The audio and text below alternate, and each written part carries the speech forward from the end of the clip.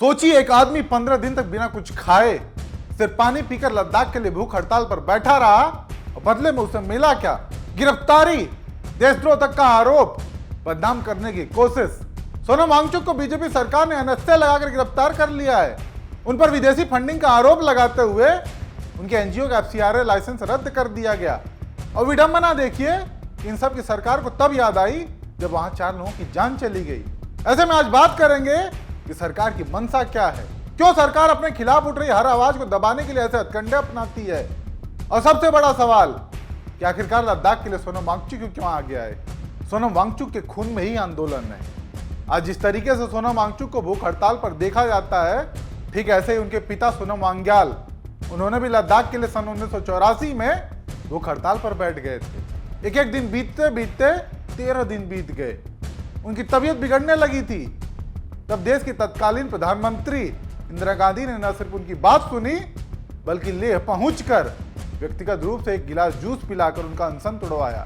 लेकिन ठीक इसी के उलट आज का दौर है, जहां देश के प्रधानमंत्री नरेंद्र मोदी हैं। इनकी सरकार में उन्हीं सोनम वांग्याल के बेटे सोनम वांगचुक ने लद्दाख हितों के लिए आवाज उठाई तो उन्हें एनएसए लगा गिरफ्तार कर लिया गया। उन पर विदेशों से फंडिंग का आरोप लगाया जा रहा है। उनके एनजीओ का एफसीआरए लाइसेंस रद्द कर दिया गया, यह कहकर कि इन्हें चीन से फंडिंग हो रही है। सोनम वांगचुक को तोड़ने की हर एक संभव कोशिश की जा रही है। उन पर हिंसा को भड़काने तक का आरोप लग रहा है। कहना है कि उन्होंने ही लोगों को भड़काया और हिंसा भड़की, जिसमें 4 लोगों की मौत हो गई। जबकि सोनम वांगचुक का पक्ष देखें तो सोनम वांगचुक 15 दिनों से शांतिपूर्ण तरीके से भूख हड़ताल पर बैठे थे। उन्हें जैसे ही घटना के बारे में जानकारी मिली, उन्होंने तुरंत अपना 15 दिनों का हड़ताल जो उन्होंने भूखे पेट रहकर किया था उसे तोड़ दिया। प्रदर्शनकारियों से शांति की अपील की, यह भी कहा कि हमारी 6 सालों की मेहनत, संघर्ष सबको नुकसान पहुंचाया गया है। हमारा मकसद हिंसा बिल्कुल भी नहीं था। वहीं गिरफ्तारी पर दिया गया उनका बयान काफी वायरल हो रहा है, जो उन्होंने गिरफ्तारी से पहले ही दिया था। उन्हें इस बात का पूरा अंदाजा था कि सरकार उनकी आवाज को दबाने के लिए उन्हें गिरफ्तार करेगी, ऐसे मुकदमे में फंसाएगी ताकि बाहर निकलना मुश्किल हो जाए। और सोनम वांगचुक का अंदाजा बिल्कुल सही निकला। वहीं लोगों ने भी ऐसे समय में सरकार को उन्हीं के नेताओं की करतूत याद दिलाई है, जिसने सच में हिंसा को भड़काने का काम किया। नहीं, सरकार फिर भी उन पर मेहरबान दिखी। कपिल मिश्रा, इसका साफ साफ वीडियो आया जिसमें लोगों को भड़काते हुए देखा गया। डीसीपी साहब हमारे सामने खड़े हैं। मैं आप सबके बिहाफ पे ये बात कह रहा हूँ, ट्रंप के जाने तक तो हम शांति से जा रहे हैं, लेकिन उसके बाद हम आपकी भी नहीं सुनेंगे अगर रास्ते खाली नहीं हुए तो। और वो भी पुलिस के सामने। लेकिन इस पर कोई कार्रवाई नहीं हुई। क्यों? क्योंकि भाजपा से जुड़ा हुआ है। हालांकि कोर्ट ने बाद में फटकार लगाते हुए केस दर्ज करने का आदेश दिया, लेकिन फिर सब कागजों में दब कर रह गया।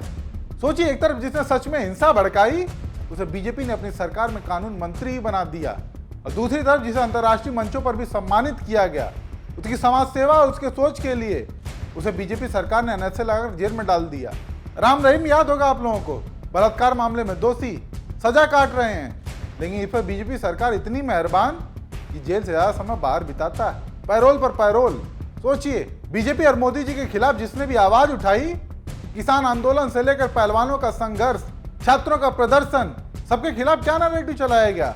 किसी को खालिस्तानी बताया गया तो किसी को कांग्रेस समर्थित। यानी जिसने भी मोदी सरकार को उसके वादा खिलाफी की याद दिलाई, उसे तोड़ने, उसे कमजोर करने की हर संभव कोशिश की गई। लद्दाख प्रदर्शन ही देख लीजिए, इसको बदनाम करने के लिए कई तरह की फेक खबरों का सहारा लिया गया, और इसका हिस्सा खुद बीजेपी के सांसद, प्रवक्ता से लेकर उसके ट्रोलर्स और गोदी मीडिया सब भागीदार रही। ये फेक न्यूज फैलाई गई कि लेह में जो प्रदर्शन हुआ उसमें कांग्रेस का काउंसलर भी था। यानी इसे ऐसा नैरेटिव करके दिखाया गया कि सब कांग्रेस के इशारे पर किया गया, जबकि जब सच्चाई सामने आई तो पता चला कि वो कांग्रेस का काउंसलर था ही नहीं। और सोचिए, इतना बड़ा सच आने के बाद भी न बीजेपी के सांसद संबित पात्रा ने माफी मांगी, जिसने ऐसी फेक खबरों के जरिए प्रदर्शन को बदनाम करने की कोशिश की थी, और न ही नेशनल न्यूज चैनल्स ने। और चिंता की बात कि न ही इन पर कोई कार्रवाई हुई।